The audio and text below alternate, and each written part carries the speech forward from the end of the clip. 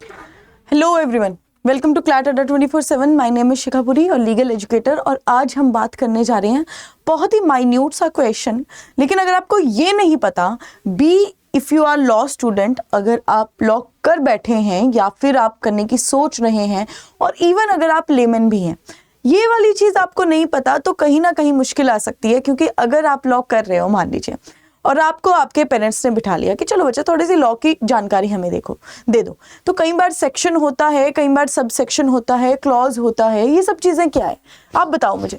और आपको यही नहीं पता, डिफरेंस ही नहीं पता, तो फिर कैसे चलेगा बंधु। तब तो फिर माँ बाप सोचेंगे कि भैया हमने अपना पैसा बर्बाद कर रहे हैं, हम पैसा बर्बाद। तो आज के सेशन में हम यही पढ़ने वाले हैं कि section, sub section, clause, sub clause, इनमें क्या अंतर है और कब कब ये चीज अप्लाई होती है। ठीक है, तो सबसे पहले इस चीज को देखो, what is section 5(4)(a) first. इसको किस तरह से पढ़ोगे तुम? अगर तुम्हें दे दिया गया कि particular thing is mentioned in this thing, तो तुम इसको बोलोगे कैसे, प्रोनाउंस कैसे करोगे? तो बच्चा ये कैसे आएगा? सेक्शन 5, सेक्शन तो हमारा 5 रहेगा, राइट। सब सेक्शन हमारा ये हो जाएगा 4, क्लॉज हमारा A and sub clause first. ठीक है, ओके मैम, ये तो बहुत इजी था। ठीक है, हम ऐसे ही करेंगे कि सेक्शन, सब सेक्शन, क्लॉज और सब क्लॉज। क्योंकि ये किस तरह से होगा कि मान लीजिए ये पर्टिकुलर सेक्शन में कोई बात लिखी गई थी, उसके बाद में उसमें यहाँ पर उसी का ही पॉइंटर एक होगा, बात लिखी गई थी। अब इसका एक पॉइंटर था, उसमें ये क्लॉज था, लिखा गया था, और उसी के ही सब क्लॉज में एक और बात थी, ये लिखी गई थी। तो ठीक है, मतलब हमें ये समझ में आ गया कि सेक्शन था, सब सेक्शन था, क्लॉज था, सब क्लॉज था। अब कहां पर कंफ्यूजन क्रिएट होती है? कंफ्यूजन क्रिएट होती है कि कई बार लिख दिया जाता है कि ठीक है सेक्शन 5 बट आगे आ जाता है क्लॉज फर्स्ट। मैम अभी तो आपने बोला कि सेक्शन के बाद वाला जो होता है सब सेक्शन होता है, फिर क्लॉज, फिर सब क्लॉज, लेकिन अब सेक्शन 5 क्लॉज 1 क्यों बोल रहे हो? तो यही हमें डिफरेंस पता करना है, सबसे ज्यादा जो क्रूशियल डिफरेंस है। अब यहां पर देखो, हम सेल ऑफ गुड्स एक्ट आपके सामने है। ठीक है, सेल ऑफ गुड्स एक्ट आपके सामने है। अब यहां पर ये डेफिनेशन वाला पोर्शन है बच्चा, एक इतना कर देती हूँ, हाँ इतना जूम कर देती हूँ, आई होप आपको ये दिख रहा होगा। ठीक है, ये जो डेफिनेशन वाला पोर्शन है, इसमें आपको क्या दिख रहा है? सेक्शन तो है, सेक्शन 2, ज्यादातर जो सेक्शन 2 होता है, ज्यादातर एक्ट्स का, वहां पर डेफिनेशन जो होती है वो सेक्शन 2 में ही होती है, राइट। अब इसके आगे ये मैम आपने बताया कि सेक्शन होता है, उसके नीचे होता है क्या कहते हैं, सब सेक्शन, है ना। लेकिन बच्चा कुछ केसेस में यहां पर डेफिनेशन जब होती है तो बोला जाता है clause 2, definition 2 clause 4, definition 2 clause 1।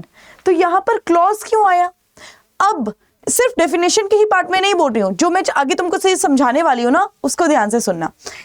In this act unless there is anything repugnant in the subject और कंटेक्स्ट, फिर आगे ये लिखा है किसी भी सेक्शन में, किसी भी सेक्शन के स्टार्टिंग में अगर आपको बेस लाइन दी है और उसी बेस लाइन की कंटिन्यूटी में आगे चीजें आई हैं, तो वो क्लॉज होता है, वो सब सेक्शन नहीं होता।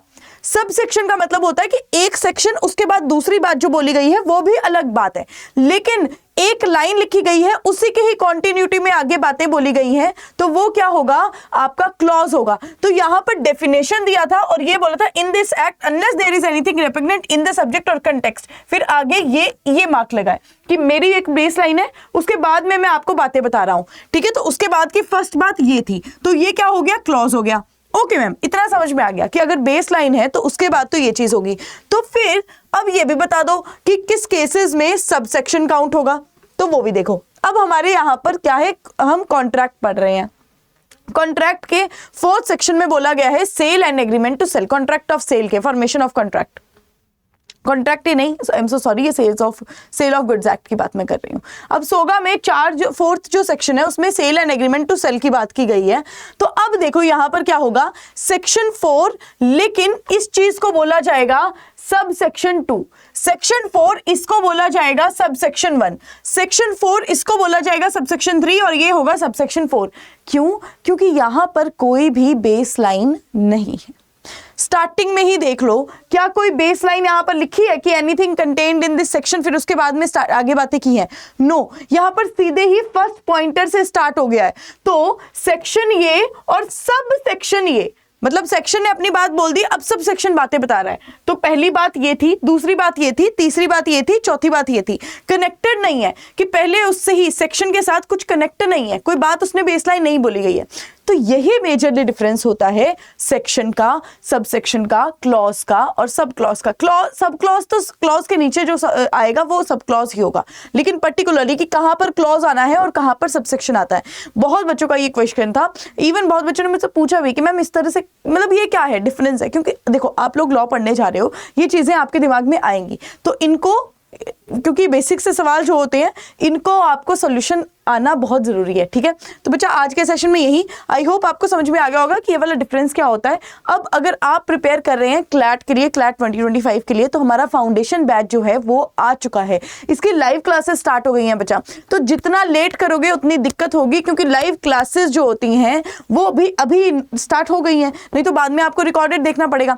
तो यहाँ पर आपको कोड यूज करना पड़ेगा पूरी 80। अब पूरी 80 अगर आप कोड यूज करेंगे तो बच्चा क्या होगा, तो आपको मिलेगी फ्री आपको स्टडी मटेरियल जो आपके घर तक आएगा, और साथ में आपको मिलेगा फ्री ऑफलाइन मॉक्स, जो ऑफलाइन मतलब आपको वो भी आपके घर पे मिलने वाले हैं। साथ ही साथ आपको क्या मिलेगा कि कई बार ऐसा मन करता है कि मैम हम तैयारी कर रहे हैं लेकिन बहुत ज़्यादा फ्रस्ट्रेट हो जा रहे हैं, तो वी वांट सम गाइडेंस, ठीक है, आपसे। तो अगर आप ऐसा ही चाहते हो कि पर्टिकुलरली सिर्फ आपको बात करनी है, तो हम जूम लिंक भी शेयर करेंगे जिससे आप सिर्फ मेरे साथ ही बात करेंगे। लेकिन वो कैसे होगा, अगर आप मेरा कोड यूज करे होंगे पूरी 80 अगर आप कोड यूज करेंगे तो आपको ये सुविधा मिल सकती है, ठीक है। उसके बाद में आपको फीचर्स तो इस बैच के हैं ही हैं। अगर आप साथ में अगर आपको बता दूं कि किस तरह से आप जा सकते हैं, आपको अगर अड्डा 24/7 की आप साइट खोलेंगे तो आपको ऑल कोर्सेज यहां पर दिखता है। ऑल कोर्सेज में जाएंगे, UG and PG entrance exam में जाएंगे, फिर उसके बाद में आप लॉ एंट्रेंस में जाइएगा, क्लैट में जाइएगा, यहां पर आपको सारे के सारे बैचेस अवेलेबल हैं। आई वुड रिकमेंड कि लॉ महापैक लीजिए, क्योंकि अगर आप सभी चीज की तैयारी करते हैं, मान लो अगर आप क्लैट की तैयारी कर रहे हैं, एलेट की तैयारी कर रहे हैं, एमसेट की तैयारी कर रहे हैं, तो सारे के सारे जो कोर्सेज है ना वो इसके अंदर आ जाएंगे, ठीक है। आपको कोड क्या अप्लाई करना है, यू हैव टू अप्लाई 74,000 का तो ये बैच है, क्योंकि यहाँ पर सब कुछ है, लेकिन आपको बाय नाउ पे जाके आपको कोड यूज करना पड़ेगा पूरी 80। और मैंने बता ही दिया है कि जब आप पूरी 80 कोड यूज करेंगे तो क्या होगा, ठीक है, तो आपको डिस्काउंट तो मिलेगा ही, 80% आपके सामने ये डिस्काउंट हो गया। साथ ही साथ आपको मिलने वाला है मेरे साथ लाइव सेशंस, ठीक है। तो आज का बच्चा जो सेशन था यहीं तक कंप्लीट करते हैं, नेक्स्ट सेशन में नेक्स्ट लॉ के बारे में बात करेंगे। Thank you so much, please अपना ध्यान रखिए।